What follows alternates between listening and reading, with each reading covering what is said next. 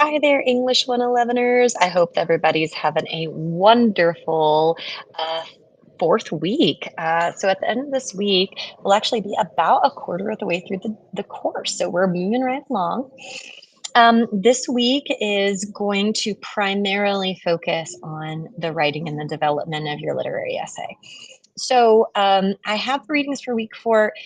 Just for full transparency, these are the readings that we have had. So a lot of this is going to be stuff that you may have already read.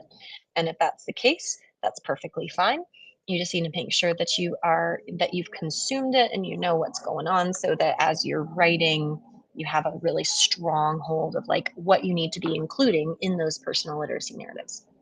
And so as you're putting together your personal literacy narrative this week, which is one of my favorite pieces to read, just as a reminder that you do need to put in some of the literary analysis from some of the pieces that we read together.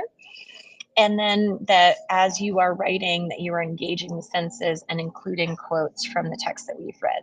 Should be an MLA format. And MLA format, I have some guides that are on here, but then I also have some guides from previous weeks.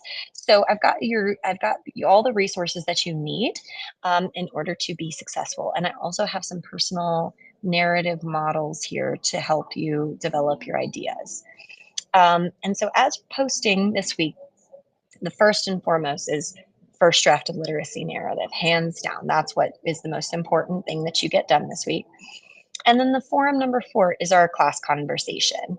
And so this is your place to ask questions, to give us some idea of what your literary narrative is, what your messages are, and then questions of things that you would like your peers to help you out with.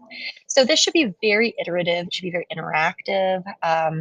And so you should be having lots of conversations starting today, starting tomorrow on getting these things developed. And I'm going to post probably a couple more like exemplars of what a personal narrative should look like in the next day or two.